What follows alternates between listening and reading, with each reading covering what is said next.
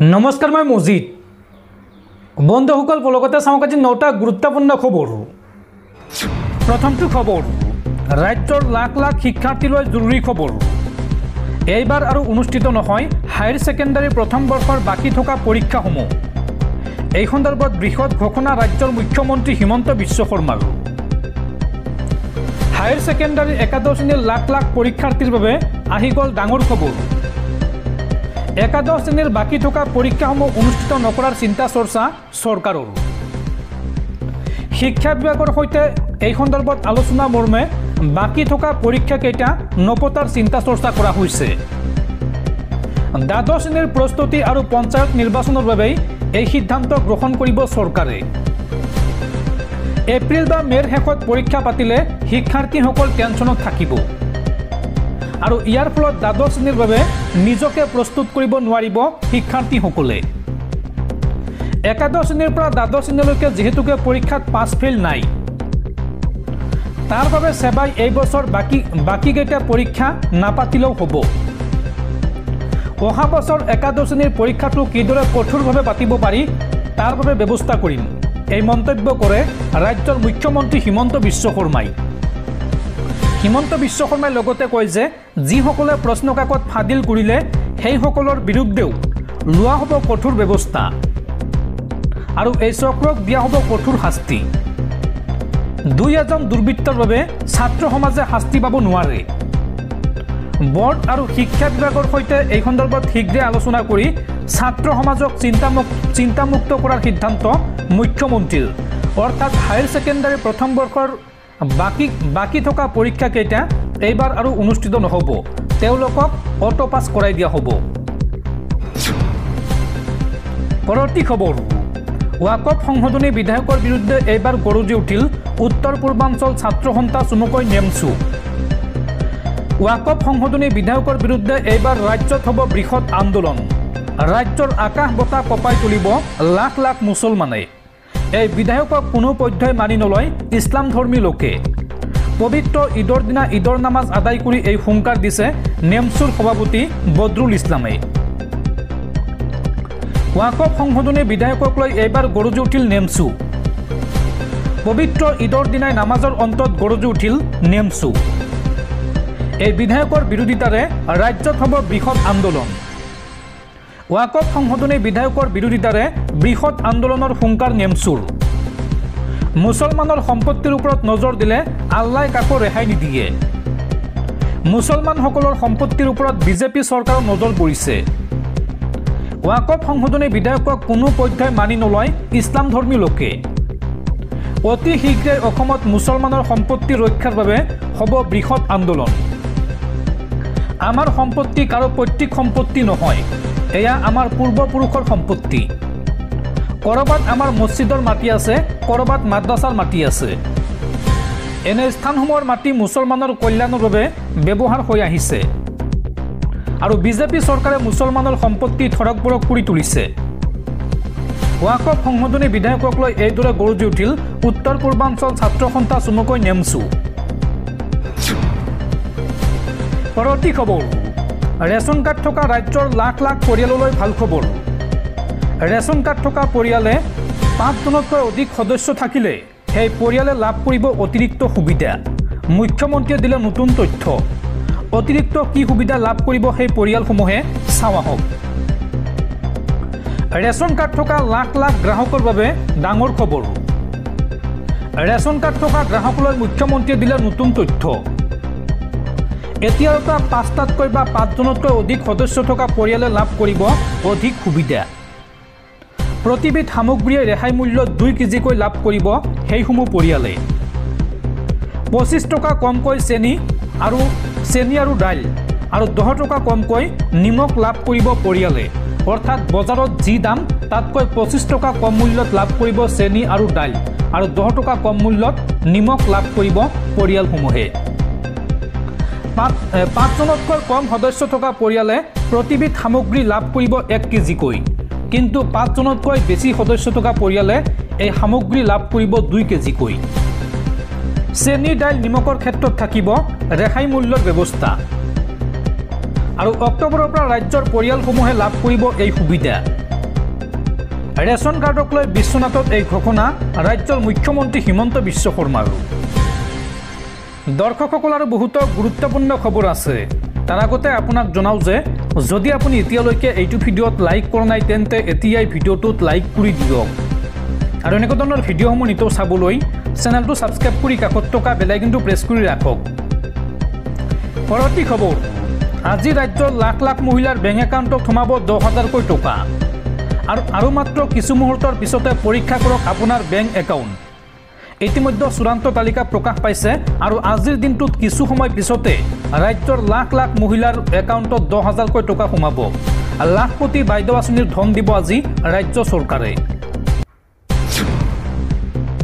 পৰৱৰ্তী খবৰ, পবিত্ৰ ঈদৰ দিনাই ভাৰতৰ শত্ৰু হাফিজ ছৈয়দৰ হাহাকাৰ।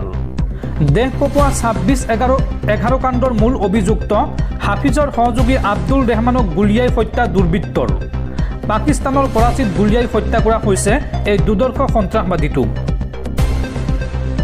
ঈদৰ দিনাই ভাৰতৰ শত্ৰু হাফিজ ছৈয়দৰ লাগিল হাহাকাৰ। দুৰ্বৃত্তই গুলীয়াই হত্যা কৰিলে ভাৰতৰ শত্ৰু হাফিজ ছৈয়দৰ সহযোগীক। লস্কৰি তৈবাক ধন যোগান ধৰা আব্দুল ৰেহমানক গুলীয়াই হত্যা। দেশ কঁপোৱা 26/11 কাণ্ড সংঘটিত কৰিছিল লস্কৰি তৈবাই। মুম্বাইৰ 26/11 আক্ৰমণৰ মূল অভিযুক্ত হাফিজ ছৈয়দৰ ঘনিষ্ঠ আছিল আব্দুল। পাকিস্তানৰ কৰাচীত সংঘটিত হৈছে এই হত্যাকাণ্ড। বাইকেৰে অহা দুই বন্দুকধাৰীয়ে সন্মুখৰ পৰা গুলীয়াই হত্যা কৰিলে আব্দুলক আৰু আব্দুল ৰেহমানে ধন যোগান ধৰা লস্কৰি তৈবাই মুম্বাইত চলাইছিল ধ্বংসলীলা আৰু ঈদৰ দিনাই কুখ্যাত সন্ত্ৰাসবাদীক গুলীয়াই হত্যা কৰাক লৈ বিশ্বজুৰি তীব্ৰ প্ৰতিক্ৰিয়া। পৰৱৰ্তী খবৰ, পঞ্চায়ত নিৰ্বাচনক লৈ আহি গ'ল ডাঙৰ খবৰ। 2 এপ্ৰিলৰ পৰা 5 এপ্ৰিলৰ ভিতৰত ঘোষণা কৰা হ'ব পঞ্চায়ত নিৰ্বাচন। ৰাজ্যত এইবাৰ নতুন পদ্ধতিৰে অনুষ্ঠিত হ'ব পঞ্চায়ত নিৰ্বাচন। এই সন্দৰ্ভত বৃহৎ ঘোষণা ৰাজ্যৰ মুখ্যমন্ত্ৰী হিমন্ত বিশ্ব শৰ্মাৰ। পঞ্চায়ত নিৰ্বাচনক লৈ আহি গ'ল ডাঙৰ খবৰ। 2 এপ্ৰিলৰ পৰা 5 এপ্ৰিলৰ ভিতৰত ঘোষণা কৰা হ'ব পঞ্চায়ত নিৰ্বাচন।